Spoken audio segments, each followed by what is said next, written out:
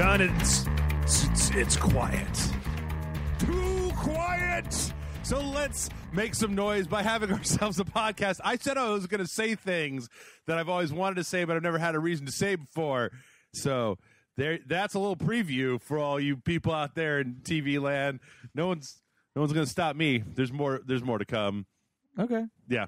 Hey, everybody, welcome to the Rage Select Podcast. Right here on Rage Select, I am Jeff. I'm a little bit too John. Yeah, are you? Yeah. What does that mean? Oh, I see what you did there. Ha! Yeah, it's quiet. Yeah, a little too quiet. Oh, hey, look, it's Raph. Yeah. Yeah, a little too Raph. Teenage Mutant Ninja Turtles references. Yeah, nice. yeah. I tell you what, we got a weird potpourri this week. Last week, Ew, is that what that smell is? Yes, it is. It is not rancid old Taco Bell. Man, Taco Bell messed me up last week. I should not be ordering $7 worth of Taco Bell. Pissed off at Taco Bell last night. Really? Yeah, they fucked up her order. What can Amanda eat at Taco Bell? Well, I mean, she can eat stuff, but I mean, she ordered something very specific, and they gave her half of her order, and then the rest of the half was just random burritos.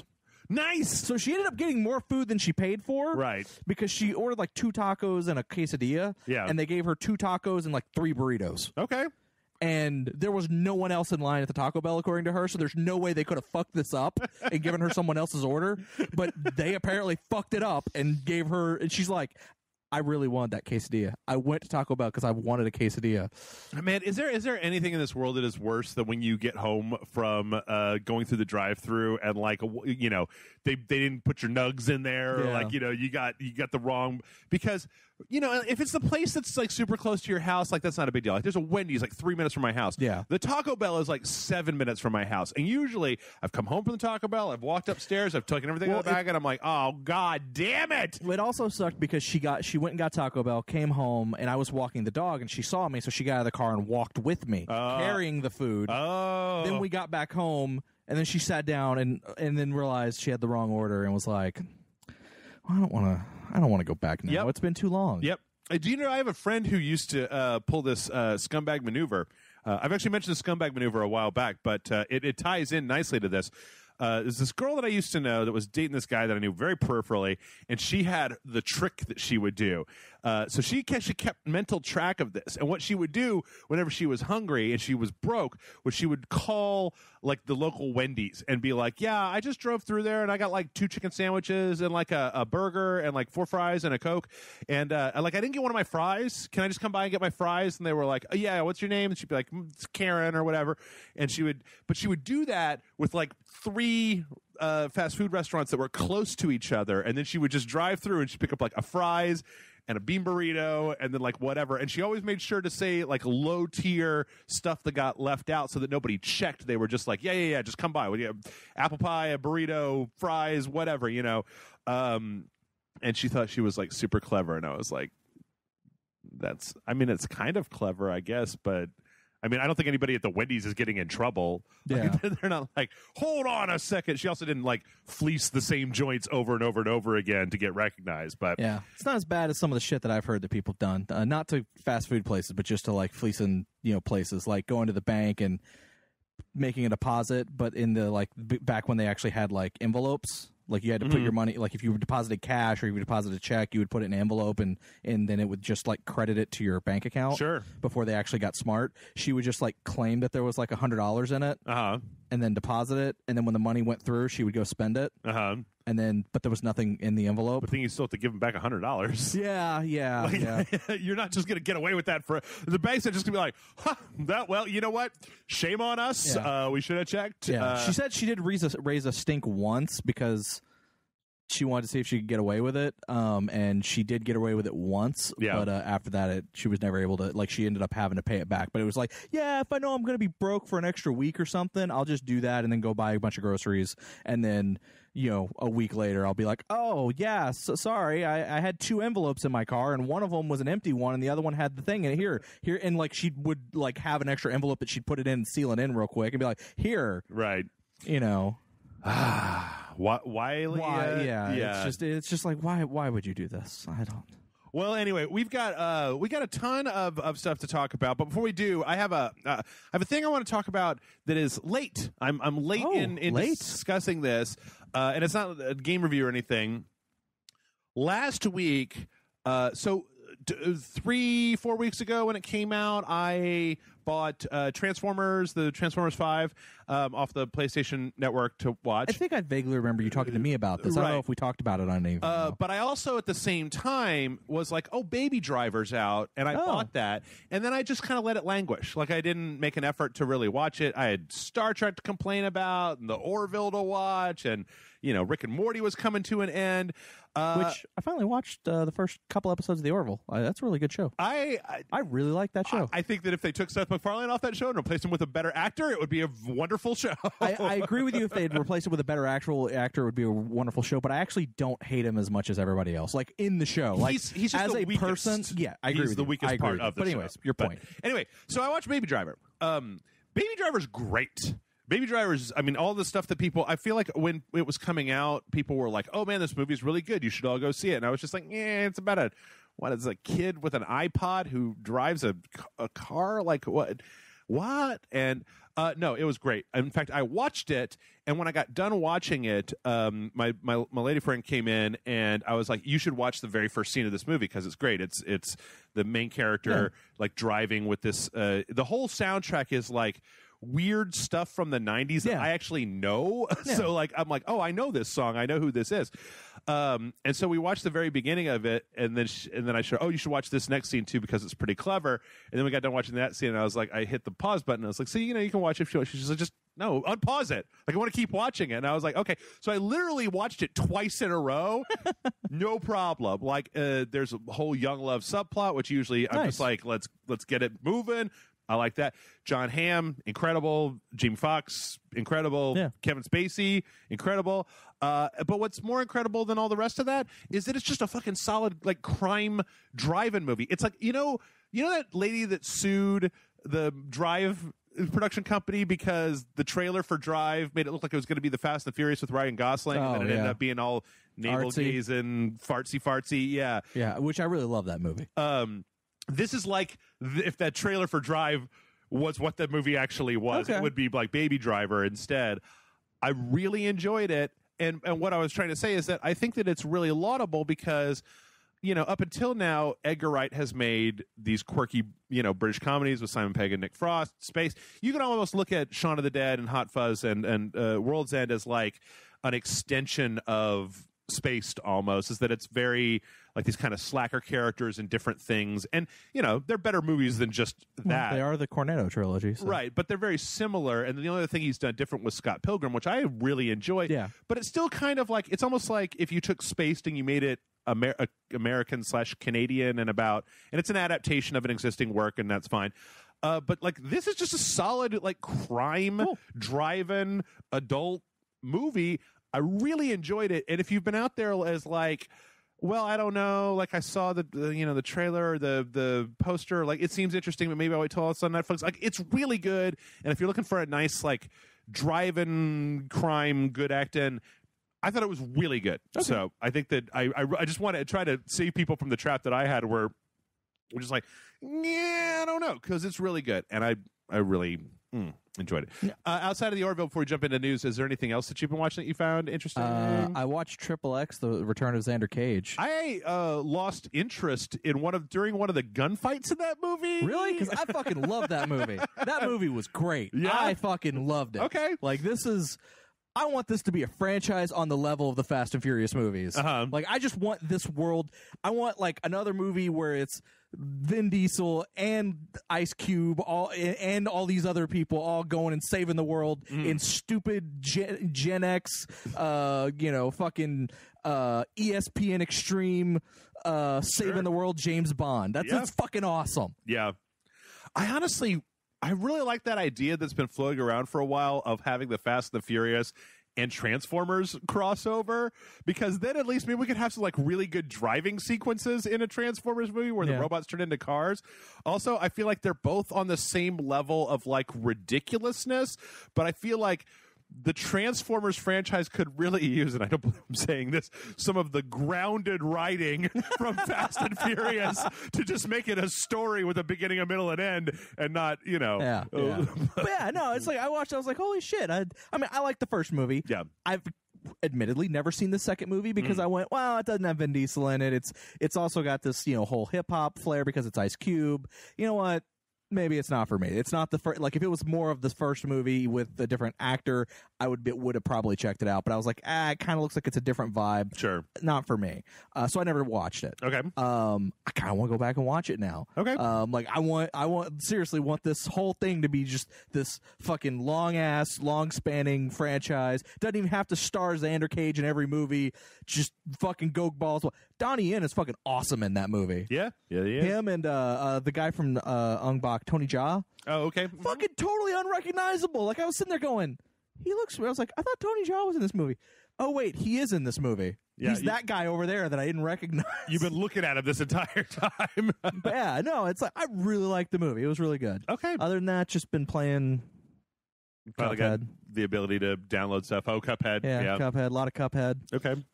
Watched Harmon Quest on Verve, which is just Dan Harmon and friends playing D&D games. Is it animated? I keep feeling There like are that animated sequences, like so they'll be talking about what they're doing, and every now and then it'll cut to an animated sequences showing what they're doing, and it's actually really good. Like if you probably like Rick and Morty and stuff like that, you would probably like this. It's they always have each episode has a celebrity guest, and some of them are good. Yeah. Some of them are fucking terrible. Okay. But the first episode of both seasons, there's 2 seasons. They just started their second season. The first episode of both seasons, I feel like, are like the best versions of both of those. Okay. Like there's the first episode of the first season is Paul F. Tompkins. Okay. Which, he's like, I know how to play D&D kind of thing. Like, I'm not great, but it's been a long time, and he's being funny and stuff like that, and they're playing. The first episode of the second season is I don't know her name, but she's from Community. She's the blonde actress. Oh, yeah. I don't remember her name, yeah. but she is like doesn't really understand D&D, and she plays her character like her character has Asperger's. Okay. But it's not because of that. It's just because that's how she thinks she's supposed to play. And it's fucking hilarious. Okay. Because it puts the whole time she's just like, I'm going to attack this person with my sword of +2. Is that what your character is saying? Yes. As you're doing it? Yes. Jillian Jacobs. Like they ask, like, okay, what's your character's backstory? Like she starts reading off the actual player page, like the actual player sheet. Oh, yeah. Like just, my character is a thief and does this and and blah, blah, blah. And they're like, no, like your actual backstory. I'm a thief, Okay. And it's so hilarious. But then, like I said, there are a few episodes that are kind of clunkers, but for the most part, it's a lot of fun. Cool. All right, well let's get into it. We got a fair amount to get through today, and strangely enough, the first thing we're going to talk about is Assassin's Creed. Okay. Assassin's Creed. Origins has some trailers that came out. The first one was this Birth of the Brotherhood trailer, which is, very kind of gravelly, just talking Assassin's Creed. I do kind of like the idea that apparently the assassins here used to be called something else, that they used to be the Magi, and then at the end he's like, we're not the Magi anymore, we're the assassins. I feel like I gotta say that as we talk about this, I really feel like that year off did something good for this franchise. And whether I don't even know, it's possible that this game might have been able to be rushed out and to have come out last year, but when I say that, I want to say I think it was good for me to have a year where there wasn't an Assassin's Creed game to play. I do feel like it was also good for them too. I hope so, because while the last one wasn't like bad, I don't feel like it was looked on as well as it could have been. I mean, did you play the last one? Yeah. Did you play it all the way to the end? The only Assassin's Creed game I have not played is the first one that was on the new consoles, Unity. Flag. Oh, Unity. Okay. Sorry. Unity. That was the only one that I haven't played from beginning to end. Okay. So can you tell me what the plot was of Syndicate? Oh, fuck no. That's what I was just sitting here trying to think, like, okay, there's the twins. They got a train. Who's the bad guy? I don't know. Are there artifacts? Yeah, there's Templars, and yeah, but is there like a main Templar? They got like take over. there's it's like a group of Templars kind of thing. Jeez. Yeah. Anyway, this looks great. The change in the look of the game, the fact that it's in ancient Egypt and that it's all, it's not an urban setting really helps. I mean, we've had, outside of, say, Black Flag, most of them have been urban setting games, right? I mean, I guess 3 had a lot of like kind of the first one was kind of countryside as well. But they were always like the main action was focused inside of a city. True. And this looks like, I mean, because like I haven't seen a single thing outside of the pyramids in these trailers that would make me think building, right? But yeah, this trailer looks really, really good. I can't tell. There's a brief shot of a lady. I can't tell if that's supposed to be Cleopatra. But it looks pretty cool. It's got just enough kind of tantalizing, like, hey, man, Assassin's Creed's back. And it's doing stuff. And I let it sneak up on me. You get going with your day-to-day life, John. It's like 3 weeks and this thing is out, right? Yeah. The 27th. I'll be honest. It looks different. And I think that's the thing fans wanted for Assassin's Creed, is something that you look at it and go, yeah, that's Assassin's Creed, but it doesn't look like every other Assassin's Creed game that's come before. Right. Like this trailer isn't just a soulful song with a montage of jumping good God, and hitting people with a blade. Well, next up, we actually have 3 of these. So we're going to keep talking about this for a little while. Next up, we had something that I thought was delightful. Yeah. This has been a series of things that they've been putting out called Assassin's Creed Origins Tales from the Tomb, which are basically like little cartoons of not hieroglyphics, the paintings inside of like a pyramid, like animated, kind of doing these little... They remind me a little bit of Archer bits of like, they're obviously anachronistic, where the first one's these ladies going like jump, like, and he's on top of the main character's on top of a pyramid coming down, but they're really funny. They're I thought they were pretty funny. Yeah, no, there's some really good ones. Some of them are a little lame for certain, but some of them I thought that the lady said, like, did you hear that he has a bird? And then the guy's like, oh, why? You think we all know each other just because I've got a bird head? Like, that's racist, Karen.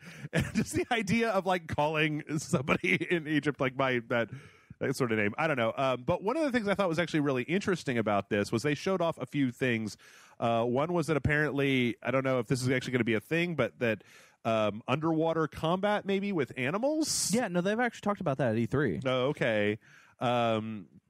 That was pretty interesting. There was a part where they were talking about like these giant fleet battles, which I think I guess there's part of my brain was like, that's probably going to be in there, but it's nice to kind of see a confirmation of just a little bit of naval combat. Like, I don't need it to be Black Flag. I don't need to be sailing all over the place, but it also looks really nice because of the way that it, instead of cannons, you've got just a bunch of guys with like flaming arrows shooting at each other.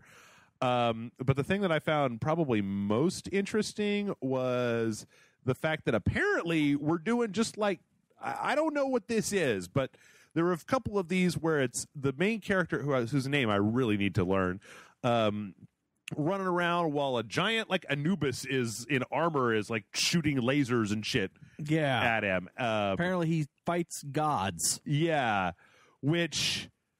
Okay, I guess that snake in that one trailer is just like a pet of the gods. I was kind of hoping that this one would be a little bit more grounded because, they've got like Egyptian society and then they've got the Romans coming in to deal with and the birth of the assassins. I was kind of hoping, and who knows, like when we saw that. Those could be like, visions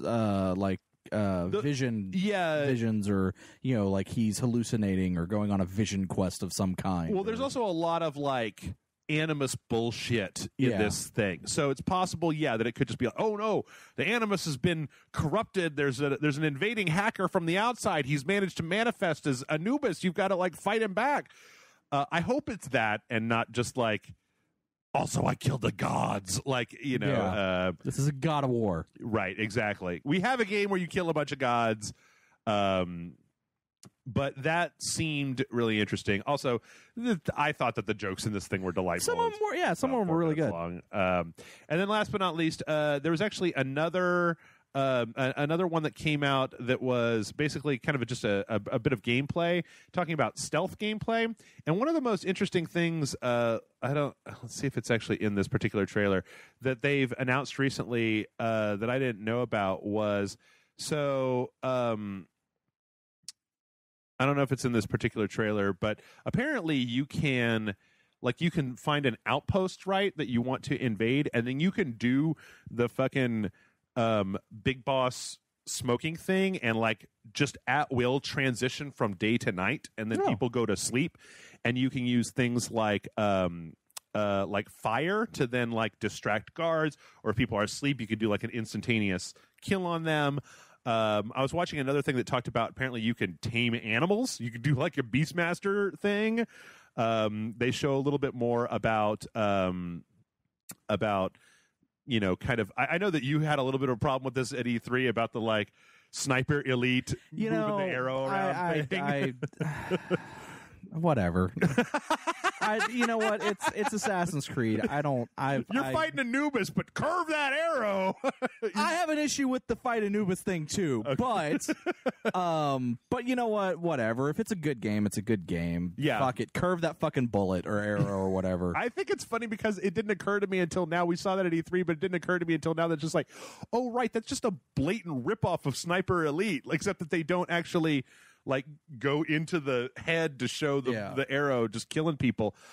In any case, I gotta say that I like what I'm seeing though. I really do. I really like what I'm seeing. I think that this is looking real nice. Looking like something that Assassin's Creed has needed since Black Flag. I'll say since Black Flag, because after that we had Unity, Syndicate, and then was there a spin-off other one or the no Unity? I mean, there was the DLC games or the downloadable games. Oh yeah. Maybe even since something like 3. I mean, I think Black Flag was better than 3. Oh God, 3 was fucking terrible. But also, apparently, they talked in this about how you can. There's going to be a kind of a Far Cry, like killing animals to get their skins to upgrade your stuff thing going on. Okay.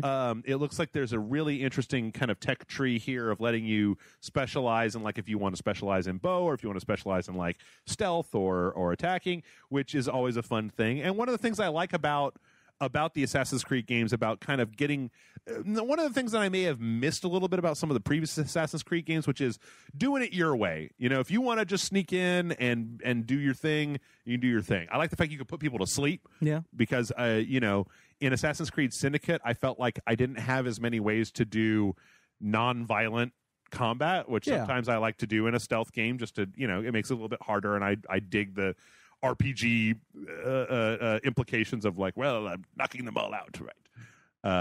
But in any case, I think that you really nailed it. It looks good. Like it looks like something I really like to play. I'm also hoping that in addition to them not rushing themselves and not like trying to get it out like within a year of the last one. Yeah. I'm really hoping that a lot of the glitches and problems that we've seen in the more recent Assassin's Creed games are not here in this one. That this is more polished and. Was Syndicate glitchy? It had some issues, not too badly, but like I just don't want another Unity. I don't want another Unity. Unity was the worst. But kind of all of the Assassin's Creed games have had some sort of issue. Yeah. Like not like a huge like game breaking issue, but there've been some glitchy things. Unity was the only one that was like full on game breaking. Okay. Well, yeah. So it I don't know. It's looking good. And if they would just put it out on fucking Tuesday, I don't know why October 27th. What is that? Is that a holiday that I don't know about? Where it's the Friday before Halloween. It is the Friday before Halloween, but like, I mean, I don't know. Like in previous years, I know this because of the Asylum. That like in previous years, Bayonetta 2, Sunset Overdrive, things came out, but like this year, fucking developers have been fucking putting stuff out on Fridays instead of Tuesdays, which just jacks me up. Yeah. Mario Odyssey, Wolfenstein 2, and Assassin's Creed Origins come out on the same Friday. If you just gave me 3, it's weird that I'm wondering if they're trying to change if developers are trying to because I noticed that it's something that's been happening a lot more recently, and I'm wondering if the ones that have been doing it have been seeing stronger sales, and if because of that developers are thinking maybe we should release on Friday because that's the day before the weekend. People get out of work, they go to the store, they buy it, and then they go home and then they play it. Kind of thing. I've actually been curious if they've been if the industry is ever going to change, because media, when it comes to released media, it's weird because everything comes out on Tuesdays. Yeah, DVDs, Blu-rays, music, video games, but like in other media, like books usually come out like on a Wednesday. Like comic books and like normal novels and things like that. Usually they have their releases like on a Wednesday or something like that. Yeah. So I've always wondered if like video games would try to get away from the movie crowd and release like on a Friday or a Thursday. But don't like new first run movies a lot of times come out on Friday? No. I mean, in theaters. In theaters. I'm talking about like on DVD and Blu-ray. Yeah. But I'm thinking like if I was the game industry, I wouldn't want to line up against like if the new Avengers movie comes out and you're going to release Assassin's Creed on the same day. But anyway, what do I know? I mean, that may not be what's going on. It may just be, it could just simply be that, like I said, they've seen an uptick in sales when they release on Friday, so more companies are trying it out temporarily. Possibly. I think that in some cases it's also like I know with Battlefield 1 it was a scummy. Like, if you bought the $70 version of Battlefield 1, you could play it on Tuesday, but then the $60 version released on, like, Friday. So if you wanted, like, the Commander Edition with three extra days. WWE 2K18 is doing the same thing, where if you buy the regular version, it comes out on Tuesday the 20-something, or Tuesday the whatever, it comes out one day, but if you buy it if you pre-order the deluxe edition, you get it the Friday before. Oh yeah, Battlefront 2 is doing the same thing. Yeah, so it's a new tactic. All right, well, speaking of new tactics, how about a little Psychonauts 2? Okay. I like Double Fine. Yeah, we got Tim Schafer's awesome. Playable or a video with some actual kind of like finished.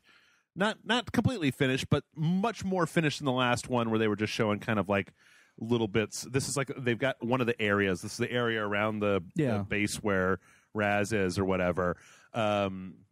Kind of running around, looking at stuff.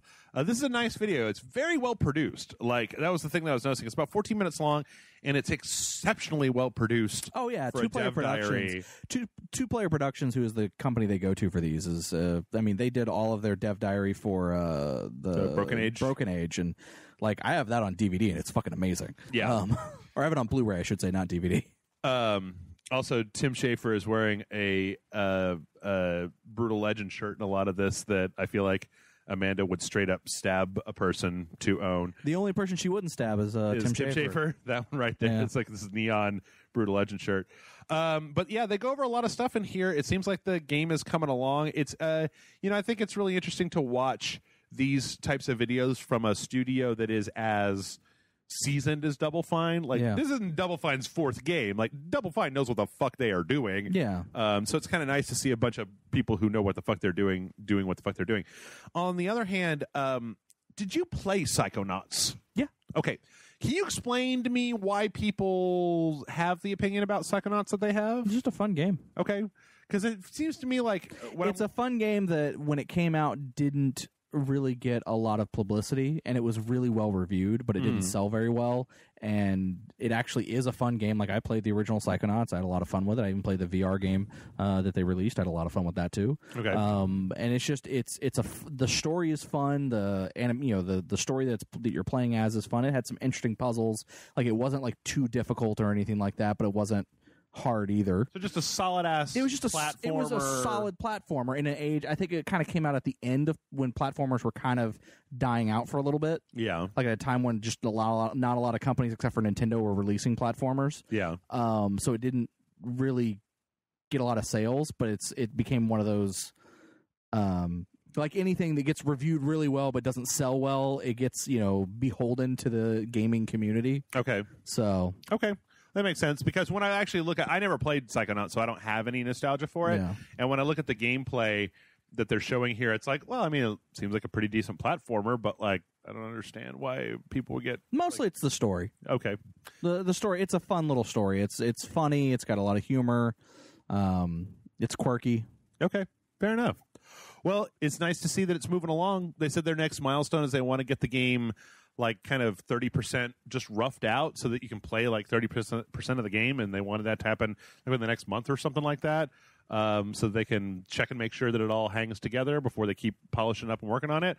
I don't know. This is one of the better dev diaries I've ever seen because it just goes all over Double Fine, and it's not just like it's not that thing where they create their badass background and then it's a bunch of developers. It's like, in Shadow of War, you'll face many different. I'm assuming you never actually sat down and watched any of the Broken. Mm-hmm. Oh man, like that thing is like, if you want to know what goes into a company making a game like from scratch, that documentary is fucking amazing. Cool. Because it goes like from conception to like there's stuff that he's trying to do in that game that doesn't end up in the game, and they even like he fought for some stuff for a while and then had to kill it. Yeah. And like it actually talks about like, all that stuff, the developer, like it is unabashedly honest.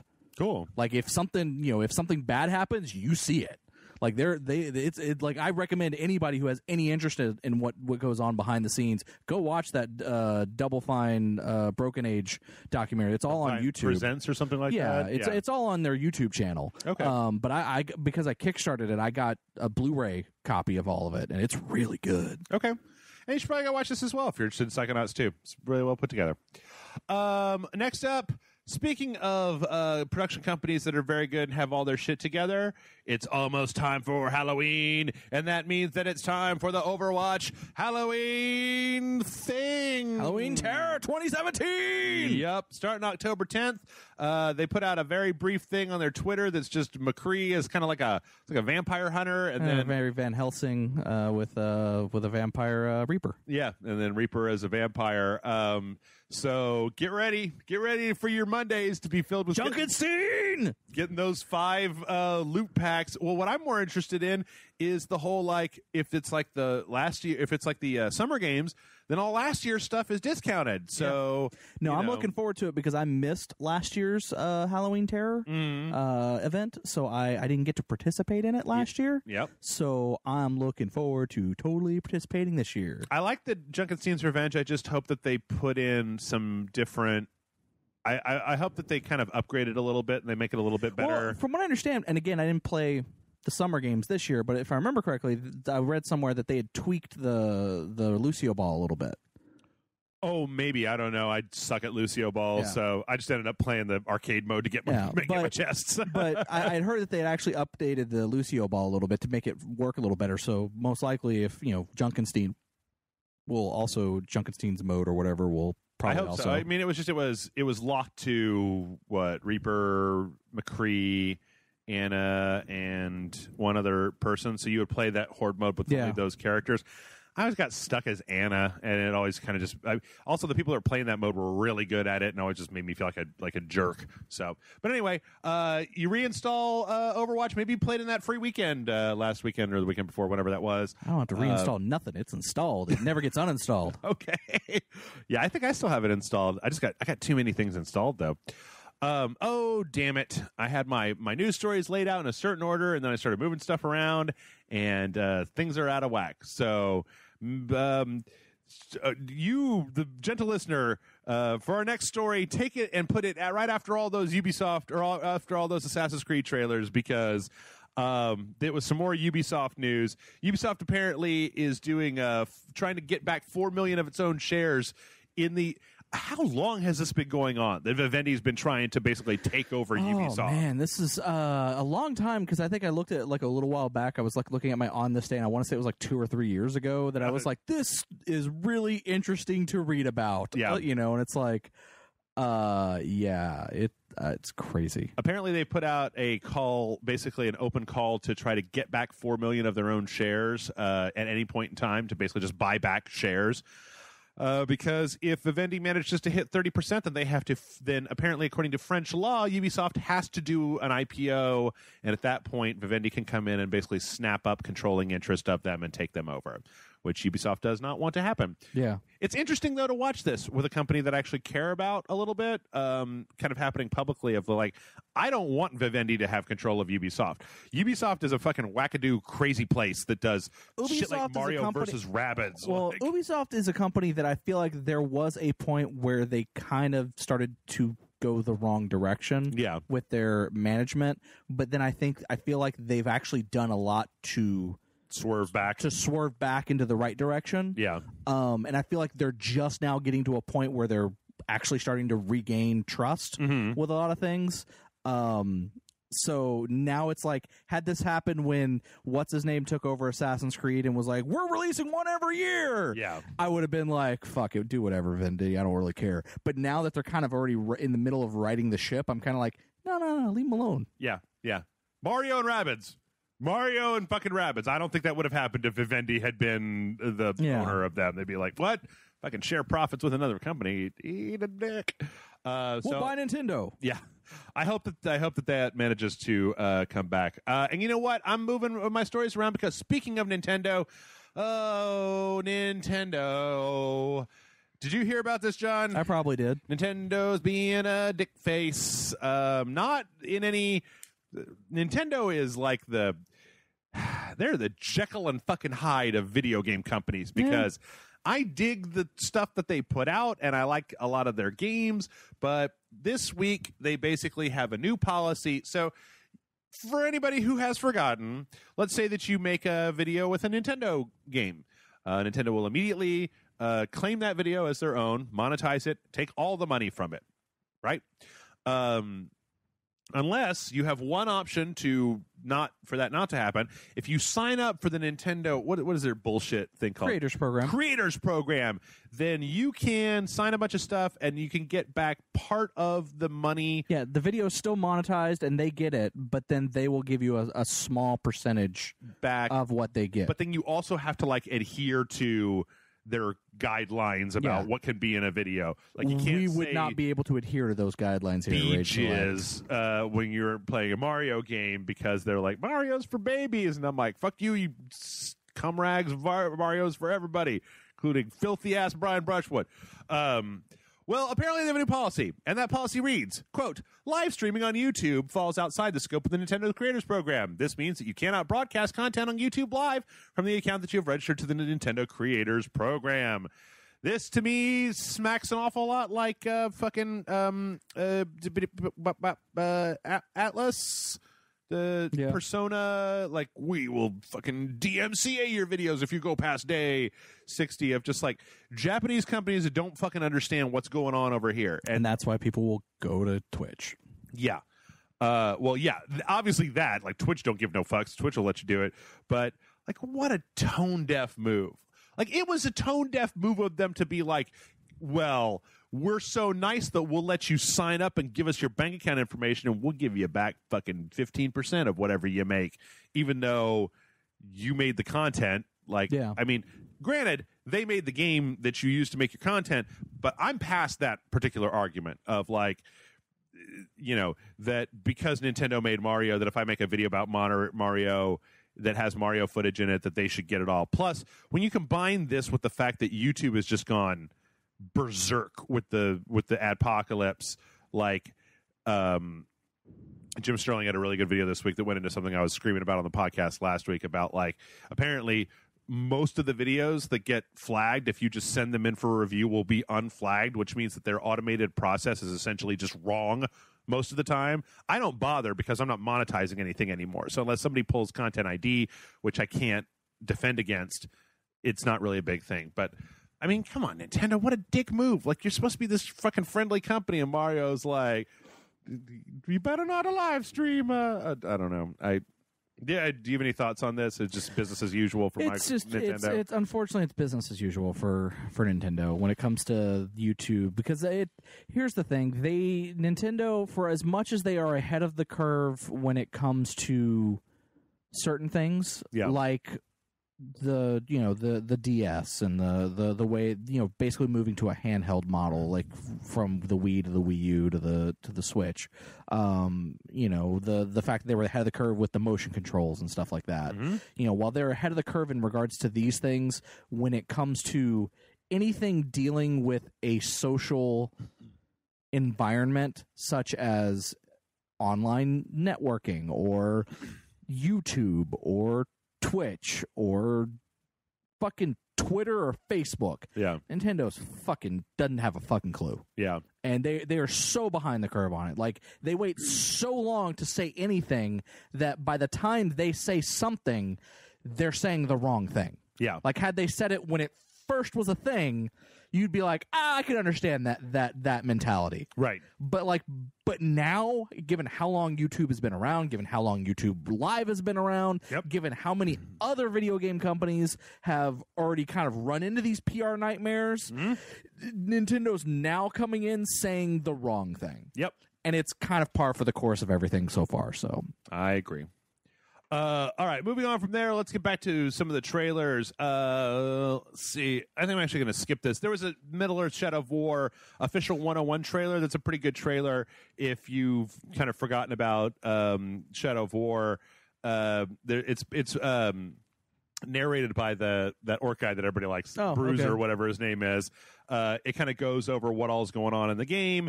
It even goes over a little recap of what happened in the last game. It explains the Nemesis system and all this other stuff. Again, I watch a fair amount of YouTube kind of criticism and critique, and there's been a lot of kind of negative, a lot of shade thrown at the loot boxes and all this bullshit. Yeah. And I agree that that's bullshit, but if you can turn a blind eye towards that stuff, I think this still looks great, and I can't wait to play it on Tuesday. I don't know if you've seen this, but some reviews have started coming out. Like, people started releasing their reviews, and I like the fact that one website, under the category of what type of game is this, they listed as Orc Dating Simulator. But I thought that was really hilarious. And then they had a screenshot of something that it was an orc with a lute. Nice. And I went, that sold me on this game. I want a fucking orc buddy that has a lute and is singing songs while we're running into battle. Fuck yeah. Yeah. It looks good. I just hope that it isn't too. I hope that there's not too much bullshit of that. I've heard it's good though. Crap, like a lot of the reviews I've been seeing, I kind of skim through certain stuff, because I don't want to know specifics, but I kind of skim through it, and most of them seem to be reviewing well. Okay. They say the story's kind of meh, but Well, speaking of mess storylines, Street Fighter V is coming out with a new arcade edition. Burn. Woo! John, are you ready? This is your favorite game of all time. You love it so much. Every time I come bring it up on the podcast, you just can't help it. Talk about how much you think Street Fighter V is the greatest game that's ever come out. I haven't touched Street Fighter V in how long ago did that game come out? 2 years? 2 years? I haven't touched it in 2 years. Yep. I maybe played it for a month and then stopped, and then when they released the story mode, I played the story mode and beat it and was like, this is fucking half-assed. But wait, was that the story mode, or then they had a later, bigger story mode? No, that the big story mode thing. The big update? Okay, yeah. All right. I played that and I was like, this is half-assed. Okay. This is they went, they want a cinematic story mode, so here's a cinematic story mode, and it's just so fucking garbage. I would have settled for just an arcade mode, because when the game first came out, I would have just settled for I can play against the computer. Now you're getting it. Now I'm getting it. Yeah. So, okay, January of next year, they're putting out a $40 version of Street Fighter V called Arcade Edition. Has all the Season 1 and Season 2 characters, has the arcade mode, has the extra battle mode, has new V-triggers, has new menus, apparently, because that's a bullet point you put on your thing. If you already own Street Fighter V, you're going to be getting everything except for the other characters. You got to go buy those. Yeah, you get everything. Basically, the new modes you get for free, but the characters for Season 1 and Season 2, you'll probably either have already bought them or you've already unlocked them through their... Oh, yeah, you can buy them with the battle points that you the get money, in the game. Fight money. Yeah. Oh, yeah, fight money. Yep. So I actually watched a whole documentary on YouTube a little while back about how apparently they changed a lot of the fighting systems in Street Fighter V, and that professional Evo players are like, this game is garbage now. Yeah. It's just for I've heard that. little babies. So I don't know. I mean, I guess if you the nice thing about when they put an edition like this out and it's $40 is that it means when it goes on sale, it'll be $15. Yeah. And you can buy the whole thing for cheap with all the DLC. Yeah. And that's probably the best thing to say about it. Yeah, my big worry was that there was going to be like, oh, well, the arcade mode is going to be like a $20 DLC if you already own the original version, and then it's going to be, or you can buy it a completely new copy is for $40. At which I would have just been like, fuck you, Capcom. I mean, you know but what? the fact that stuff is free, it's a free download, that I'm okay with. As you were saying that, I was like, I can see Capcom totally They've doing done it. that. They I did can see it. them totally They do did it that. with Street Fighter 4. Yeah. Well, that may get you down, but I tell you what, we got a new trailer for Extinction, which I feel like most people probably don't remember what this is.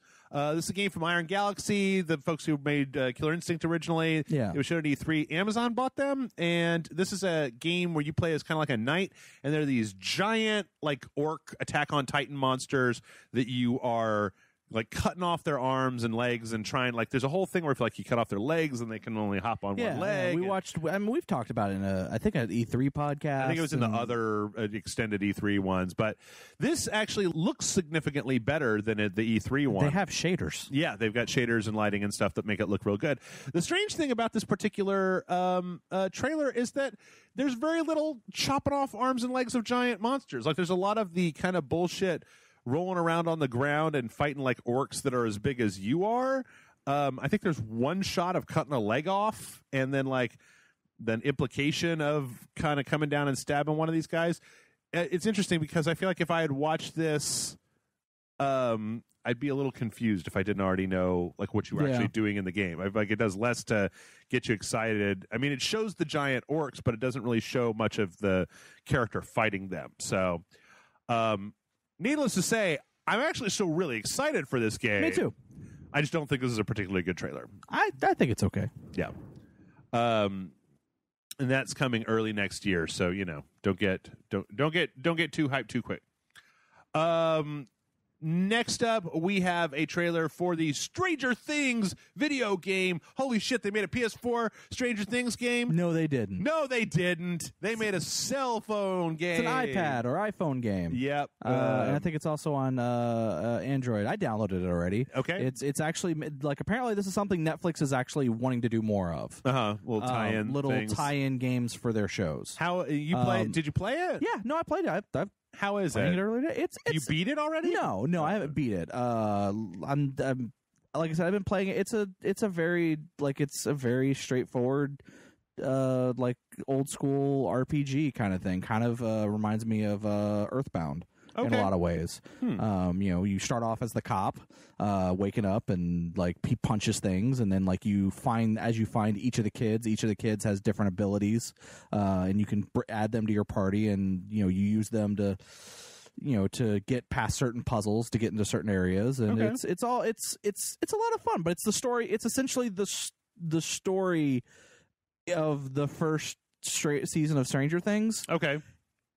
If it were, but like in that old NES style, like, oh, this is an adaptation of it, where it's nothing like it, but Right. it's using like certain key plot points, but everything in between those key plot points is like Total Recall, the NES game, or like Batman the movie, the NES game. has absolutely nothing to do with anything. Like you're fighting owls and like guys with guns and like ruffians with nightsticks and Okay.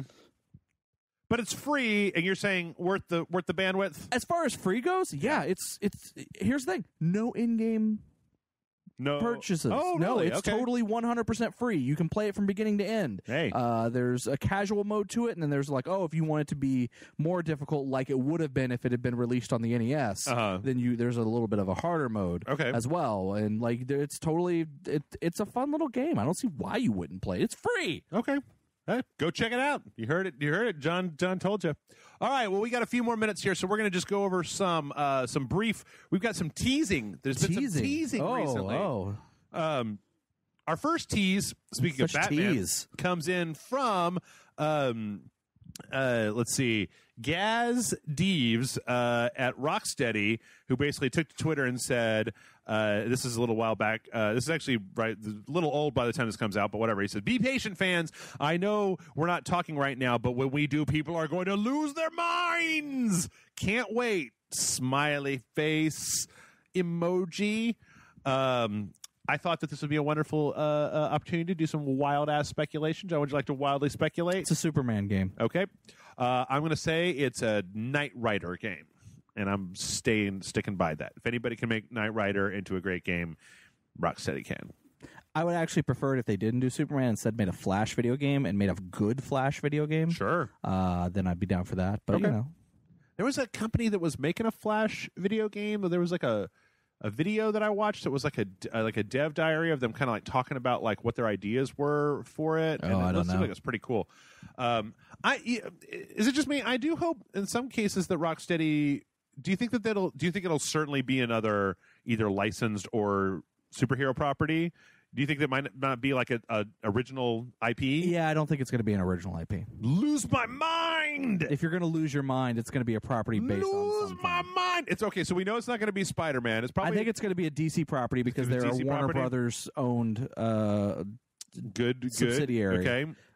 So, We got a Justice League movie coming out. Maybe it's a Justice League. maybe. Oh, maybe it's Game? Justice League Task Force 2. Sure. Maybe it's the Creeper. Maybe it's the Creeper video game. The Creeper and Plastic Man have to team up. Oh, shit. To go after Eclipso. Better yet, it's Blue Beetle and Booster Gold.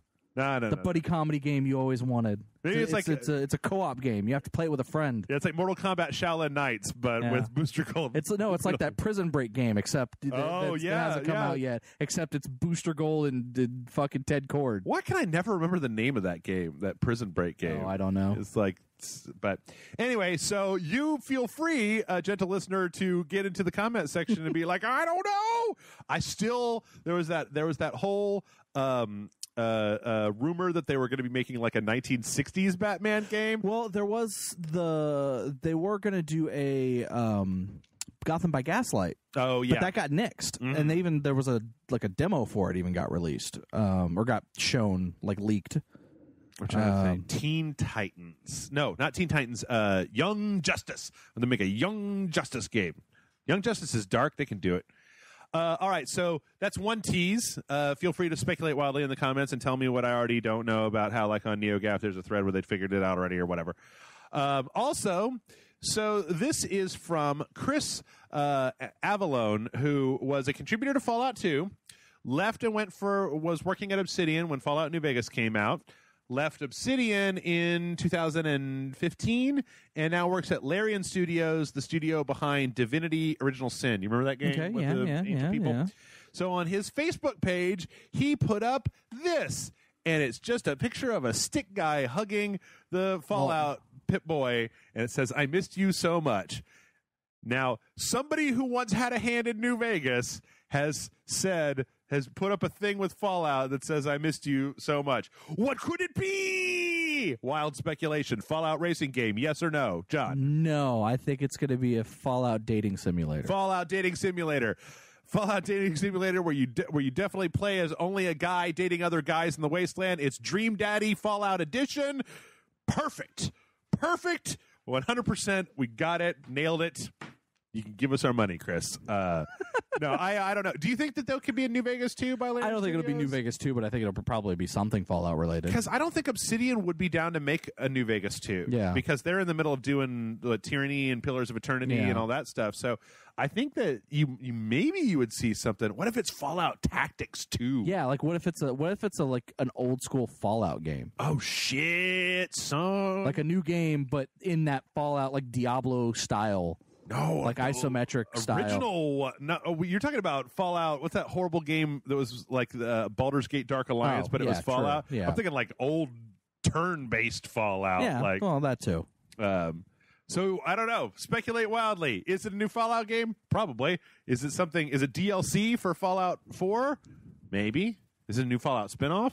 Possibly. Ooh, it would be nice if Fallout 5 confirmed. Bethesda had something to actually talk about at E3 next year, but this seems a little premature for E3 of next year, maybe Sony's conference. I don't know. Anyway, Speculate Wildly time is now over. Now it's time for the part of the podcast that I never call updates. Let's talk about, I call it unlimited updates because where was that thing where you use all the same letters at the front of the thing? Alliteration? Alliteration is awesome. It's time for unplanned updates. No, that's not true. They're all planned. The Witcher 3 is getting PS4 Pro support, which is why I'm downloading it right now. Apparently, that means that you can get 4K and slightly boosted performance if you have a PS4 Pro. So, hey, got a PS4 Pro, been thinking about playing The Witcher. Fucking Jason Murphy played all the way through The Witcher 3, and now he started. You didn't. I did not. I did not. Wow. Jason Murphy is more of a gamer than you. That fucking is that statement could not be more untrue. Well, did you finish Witcher 3? I did not. Well, then you can't. I keep trying to get him to play other games. Whenever I'm ready to, we're playing Red Dead. I keep being like, "Ooh, you should play this game. You should play this game." He's like, I got that DLC for The Witcher. I feel like I just want to play that." And I'm just like, "Ah, Jesus." So The Witcher is his Dark Souls. It is. It is totally his Dark Souls. Yeah. So you can go harass Jason about that. That and Overwatch. He plays a shitload of Overwatch. Well, who doesn't? It's a really good game. Me, not really at this point. I mean, I feel like I only want to play it when they do the events to get costumes, and then all the other times I'm going to play other stuff. All right. Next on unlimited updates. The Sony PSVR is getting an update, and it's a weird update. It's a hardware. I mean, it's actually some stuff that I kind of thought that they would do, like as a hardware revision. Yeah. But so basically, here's what we got: the processing unit, which is the box that sits in between your PSVR headset and the PS4, is getting updated in a new. This is a new whole bundle. Like they specifically said, you can't just go get one of these boxes and plug it in to your existing one. Yeah, you have to buy the whole thing over again if you're going to buy the whole thing. But it does. It can do HDR. Yeah. Now over HDMI. So. There you go. The other thing that's really weird, and I find this to be incredibly strange, is apparently the headphones are now built into the headset, which I think is a terrible change. They're not built in, but they snap into the headset. Okay. What? Like there's like a plastic thing that goes around that is separate that you plug into the back of the. Oh, okay. Well, because I mean, all the news stories I've been reading. So if you look at a picture of it, it's shown connected. But if you actually look at like everything laid out, it's a separate thing. Okay. That you then plug into. So you can still put your own headphones on it. I don't know. Oh, okay. That's a question that I have because the headphones that came with the PSVR are not bad, but let me do my own thing. Like it plugs into the thing differently now. So okay, I don't know. These models are launching October 14th in Japan. No set date in America, but they're going to be coming. I guess if you were interested in PSVR, I mean, I enjoy mine when I have a game to play on it. I still play mine when I can. And speaking looking forward to next week of Sony, how about Microsoft? Okay. Microsoft has done an interesting thing on the Xbox One, something that I didn't actually see coming. There's an update that happened on the Xbox One that allows you to now gift a game to somebody else. Oh. So you can buy a game, and you can say, buy it for a friend, and you can send it to somebody on your friends list and just fucking give them a game. I didn't even know you could do that. Yep. That's amazing. Now, this is, let's see if I can, this is the current preview program has rolled this out, so it hasn't rolled into the actual Okay, well, that would be why I didn't know it was a thing update. But what's interesting is when you look at the history of this, the only console to really do this was the Wii, and then they phased it out eventually. Yeah. So I know that you can do this on Steam because people will send me a game from time to time. So, Jeff, check this out. It's cool. And I'll be like, all right, thanks. That was $15. Fucking all right. That was not me asking people to send me like higher profile or like more expensive games. Please do not send me like Shadow of War on the PC. I won't be able to play it on the PC, but I might be able to play it on the Xbox One. Like that's an interesting thing, and I find it interesting that that's like only on that platform. That Sony doesn't have a way to do it, and Nintendo doesn't have a way to do it on the Switch or anything. That at this point it's going to basically only be Xbox I feel like and PC. Microsoft is doing some small things that are interesting with the Xbox One and even the Windows 10 connectivity or whatever. I feel like they're doing interesting things that are not like they're tiny things that when you think about them, they're not a huge thing. But if you're someone who has those consoles, like, oh, that's a really cool thing. Yep. But it's not something you're going to be like, I'm going to go buy an Xbox One because of that function. I think this is actually an incredibly useful function that I wish that, like, if, like, I love the idea of being able to do this. It's most of the people that I know are in the PlayStation architecture, but I love the idea of, like, oh, hey, Jason, did you ever play Doom? No. Is it on sale for $7 on this PlayStation sale?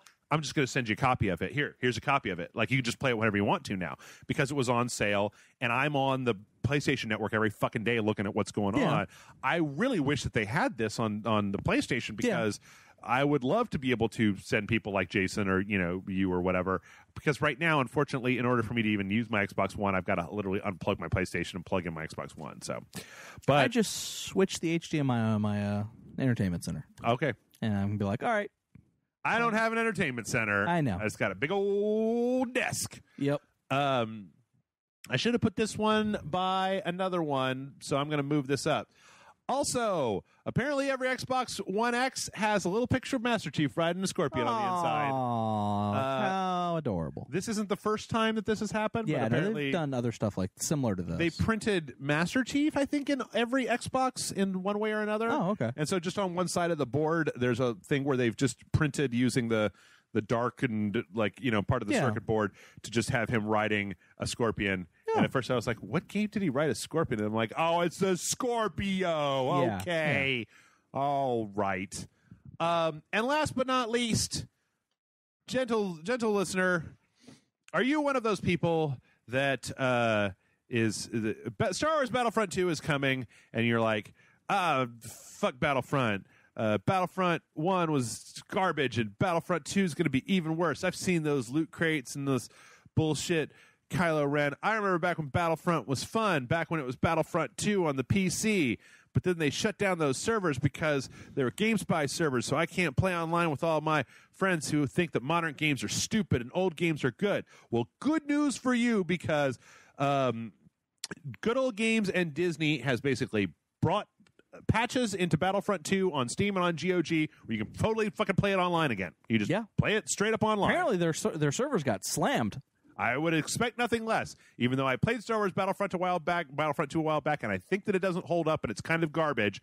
Hey, man, you want to go play that? Just fucking, there you go. You can totes play it. It's also on sale right now for like $5 on both platforms. So if you have been wanting to have a fucking 2007 bad graphics version of Darth Maul chopping up a bunch of clone troopers, go for it. Now you can. Now you can. And with that, we are going to wrap it up. We're not going to wrap it up. We're going to take a break. And when we come back, we are going to answer your questions. So stick around, and we will be right back.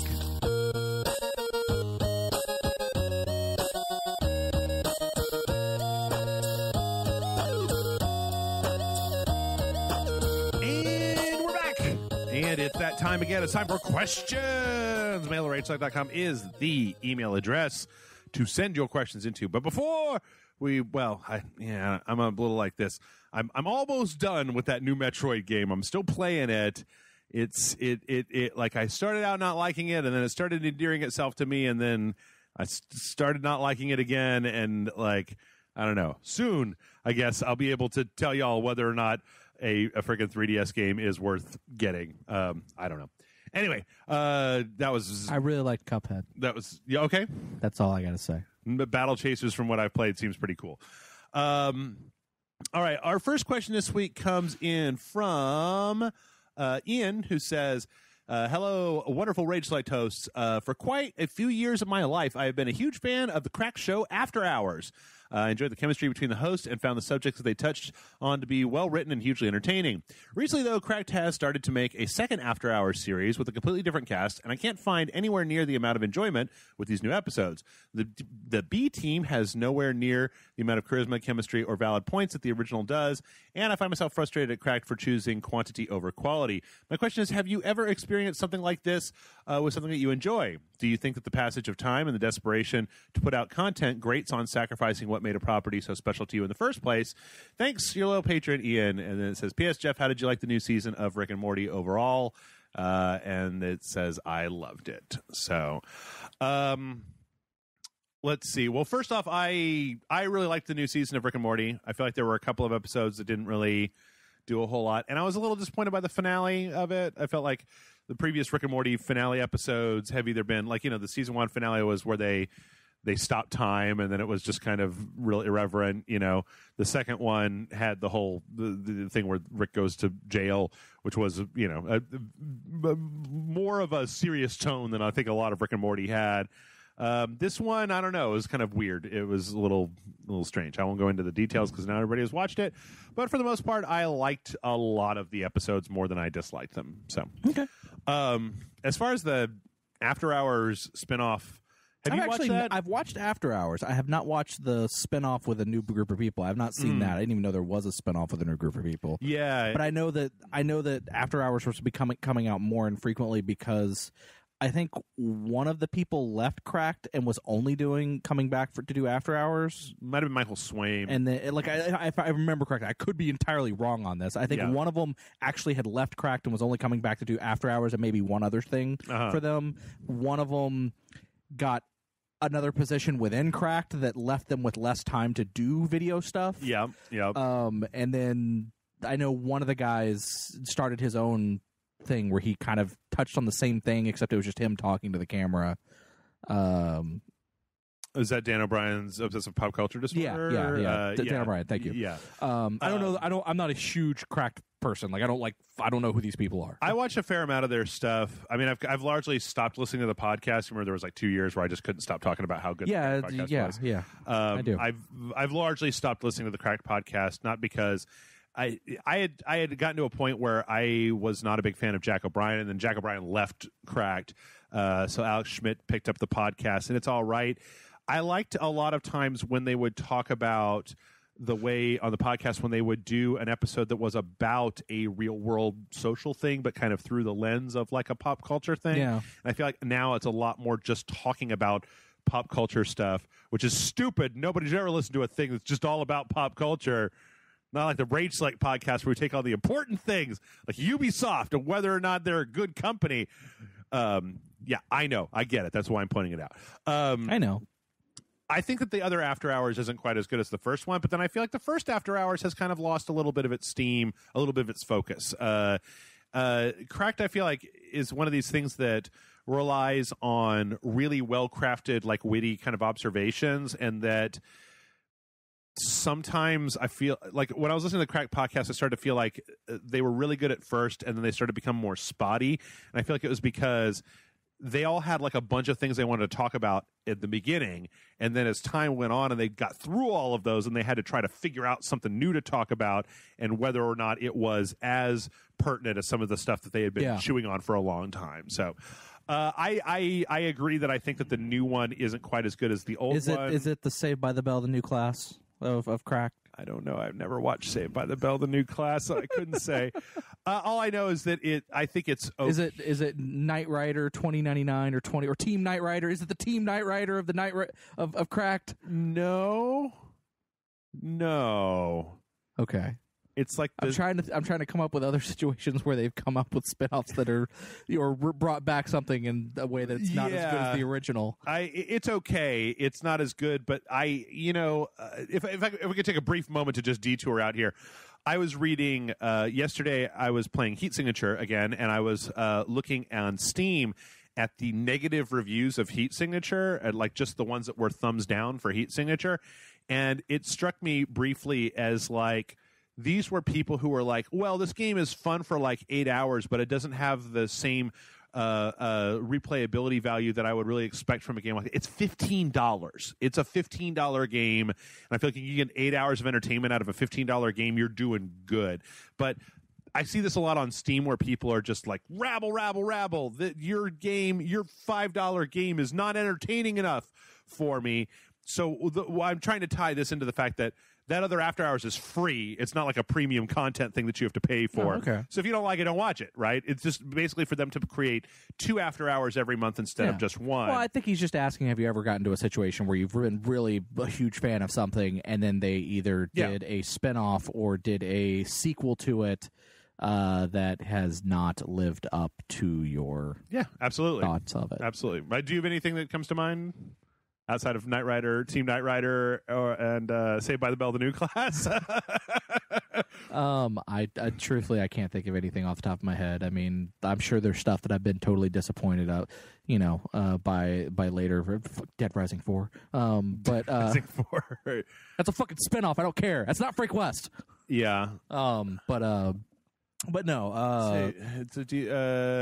Just the original. Okay, my question is: have you ever experienced something like this with something you enjoy? Do you think the passage of time and desperation to put out content grates on sacrificing what made property so special to you in the first place? I'm trying to think of.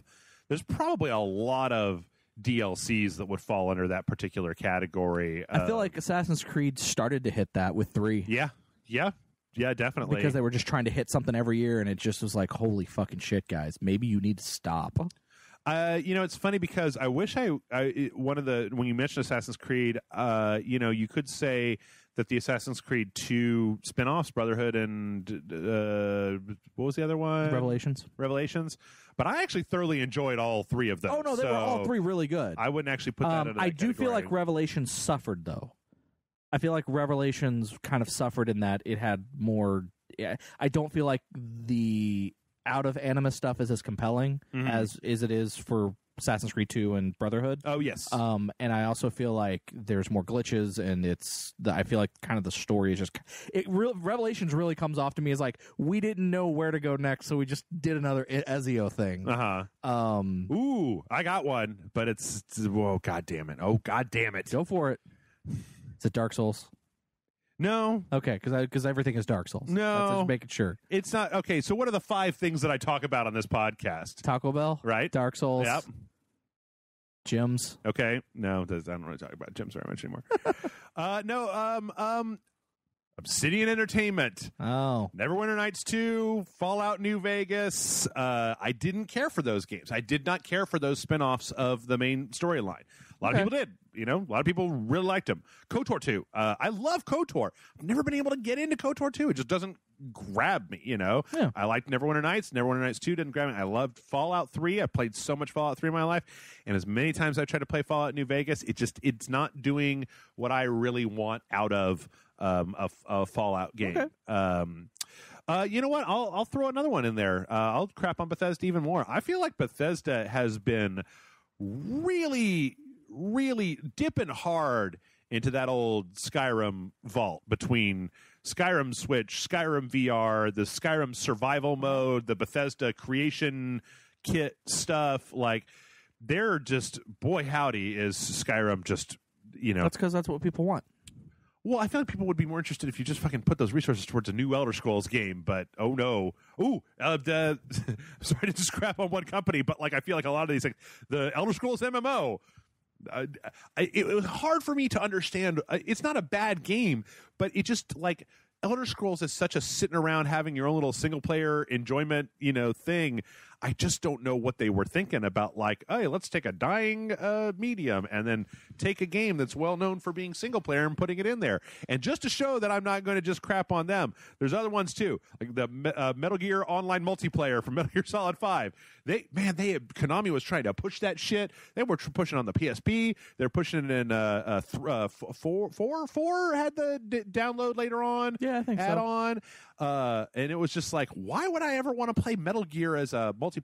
And not just that, but I'll put Splinter Cell into that same category where Splinter Cell spent, 5 games trying to shove multiplayer in my face? And if we want to come all the way back to Ubisoft, that multiplayer add-on bullshit that they wanted to do for Assassin's Creed games, which while it was sort of interesting, had no legs, and I played it for all of about 12 minutes, and it didn't really make any sense why I would want to play online Assassin's Creed versus other people. I mean, it was okay, but like, trying to think of some more. Any game where they put multiplayer into their single player, into a traditionally single player franchise, where they're like, now you can play with all your friends, and it's like, I don't have friends. I want to play by myself. Like, I don't want to play this game with 4 other people.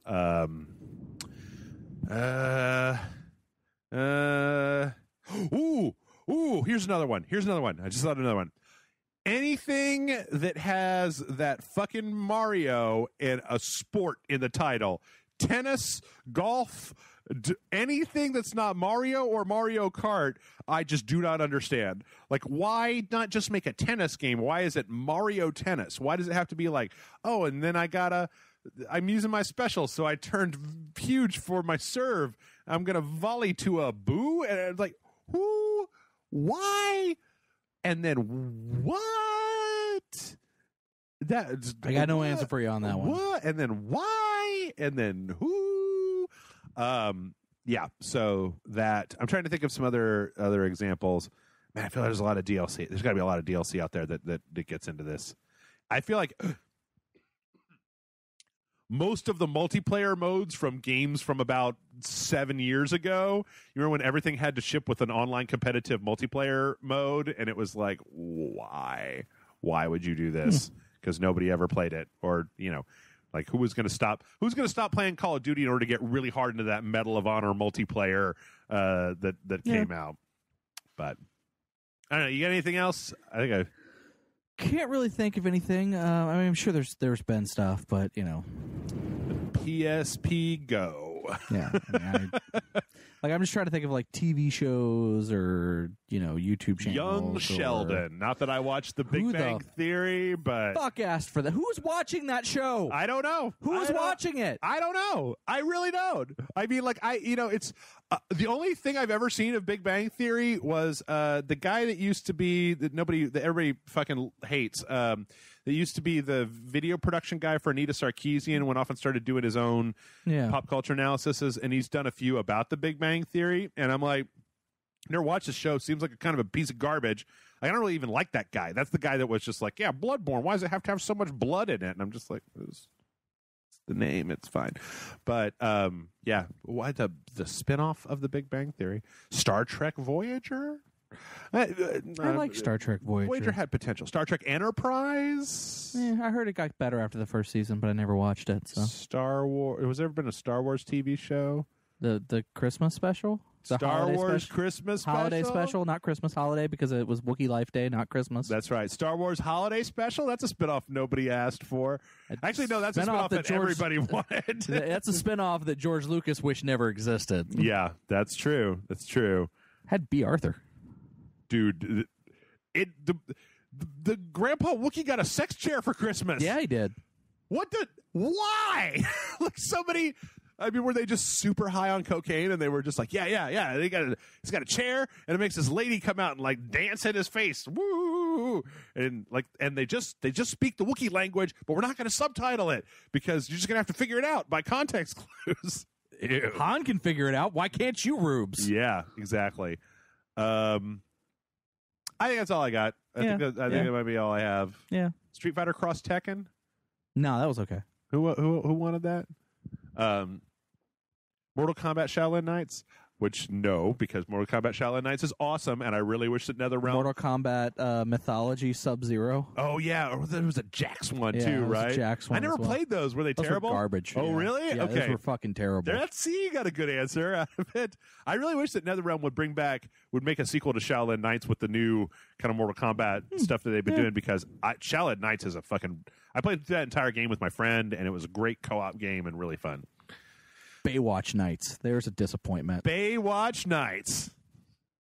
Well, I'm surprised you don't have more answers for this. Like, was there a spinoff to Viper 2065? No, there's no spinoff for Viper. But Baywatch Nights was actually great in that it started off as like a David Hasselhoff's character leaving to become a detective, a private detective at night.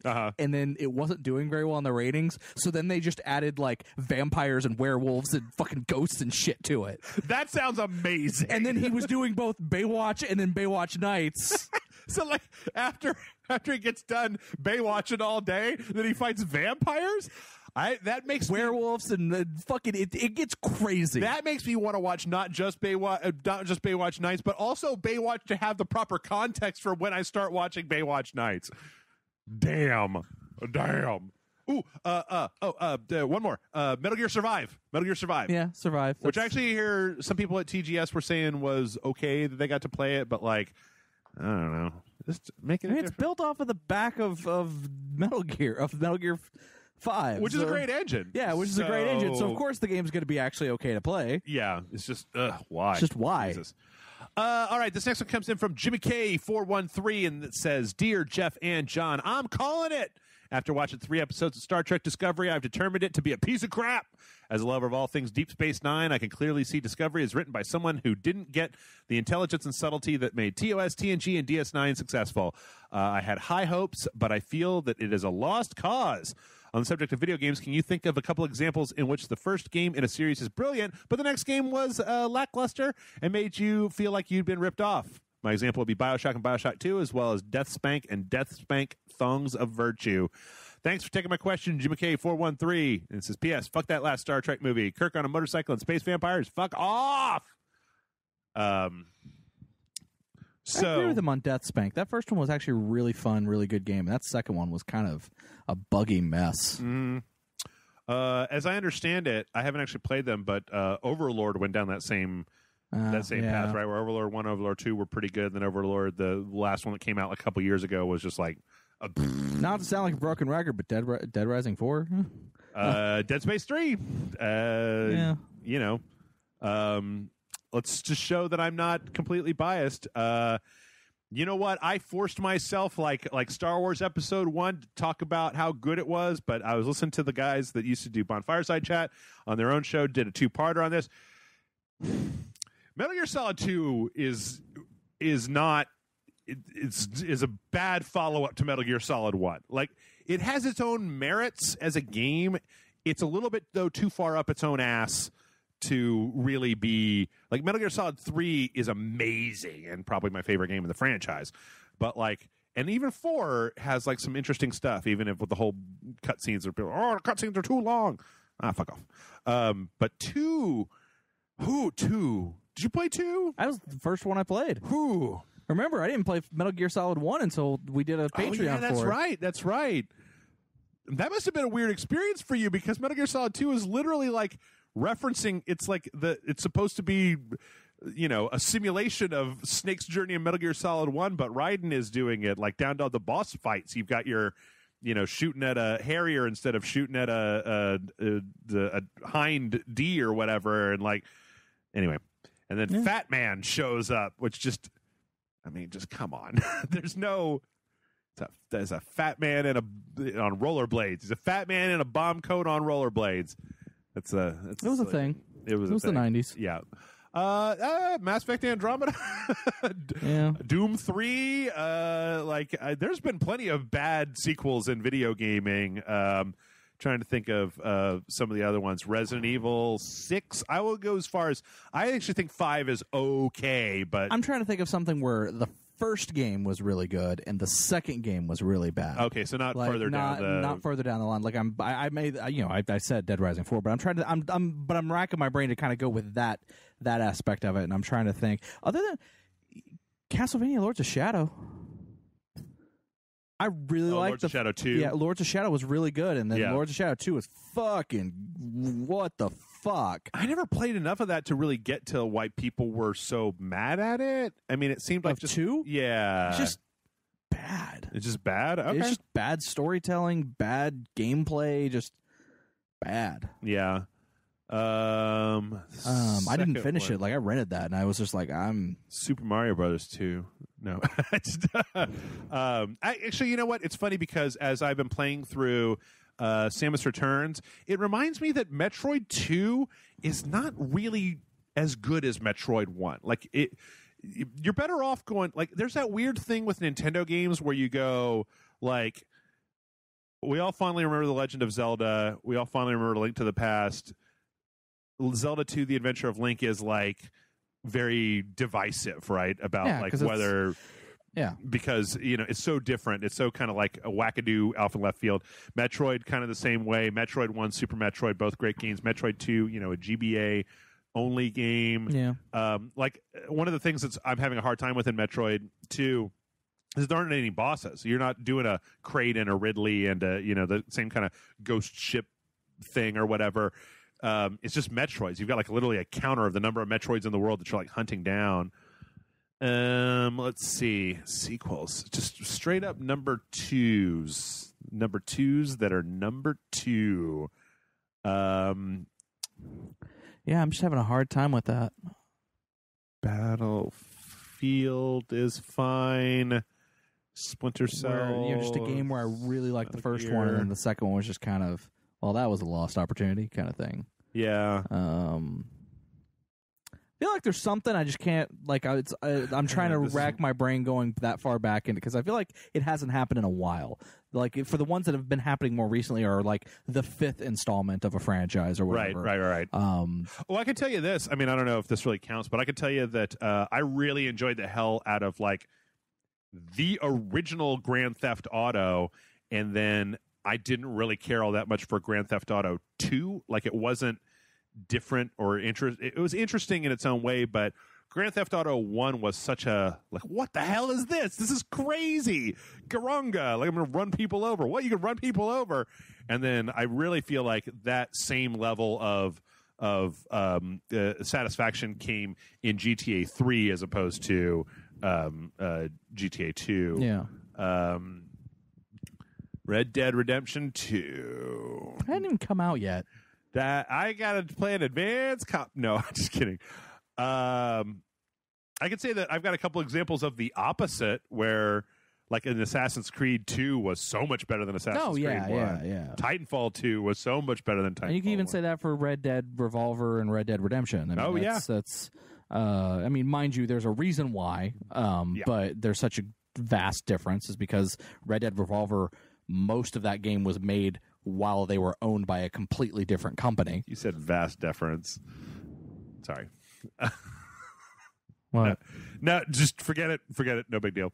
There's an argument to be made about Dark Souls 2 as opposed to Dark Souls 1. A lot of people that didn't care for Dark Souls 2 as opposed to, but then you got to wonder, like, is that the second or is that the third? Are you counting Demon Souls? What the fuck are you doing? A thing? I don't know. Also, let's just back up a little bit. I mean, if you want to think a little bit more here about Jimmy K 413 talking about Star Trek Discovery, which I when he was doing this, this is not a new. I'm not the first person to think of this. Definitely not. When he's like, we call Star Treks by their abbreviations: TOS, TNG, DS9, VOY for Voyager, right? ENT for Enterprise. And this new one is STD. Come on, guys. Come on. Just get it together. I don't know. Third episode, I'm going to keep with it and see what's going on, but I really don't like the main character in Star Trek Discovery. I haven't heard your specifics on why you don't like it, and I'm not asking for you to go into it with me right now. Oh, I'll go into it with you right now. But like, I have another friend who is just like on Facebook who's like, guys, every episode of Star Trek Discovery that I've watched leaves me with the same feeling that I had when I left watching Man of Steel for the first time. Oh. Which is, I fucking hate this. And he's like, I should not feel that way for Superman. I should not feel that way for Star Trek. Yeah. And I don't like this show. Like, he brings up other issues, but I just thought when I heard him say that watching every episode of the show makes me feel like I did when I left watching Man of Steel, I was like, ooh, that's harsh. For me, mostly it's the main character, and it's because this show is apparently like going to be not as much of an ensemble. Like, they haven't. I mean, how in Star Trek you've got you got the different people, right? In every show, you got you got an ensemble. Well, cast. doesn't the entire cast change after like 3 or 4 episodes? 2, but yes, but there's still. I mean, like, I just feel like I'm not really getting any. I don't know. The main character is like the main character of the show, and I don't like her because she's just the best at everything. And I mean, like, a lot of people, you remember when Star Wars came out and it was like, oh, is Rey a Mary Sue? And it's like, maybe a little bit, but she also has problems. Like, she's got feelings about, her family, and she's waiting for them to come back, and like, oh, should I go do this? Like, she's got a bit of an emotional arc about like, do I wait or do I come back? Which, okay, so she can do everything else. I'm not overtly upset about that, but this character in Star Trek Discovery, she's just like, I'm the smartest, I'm a kung fu master, I'm the most emotionally intelligent person, I'm better at everything than everybody else on this show, and also I'm tortured. And I'm just like, oh God, like, just But anyway, I'm going to keep watching it.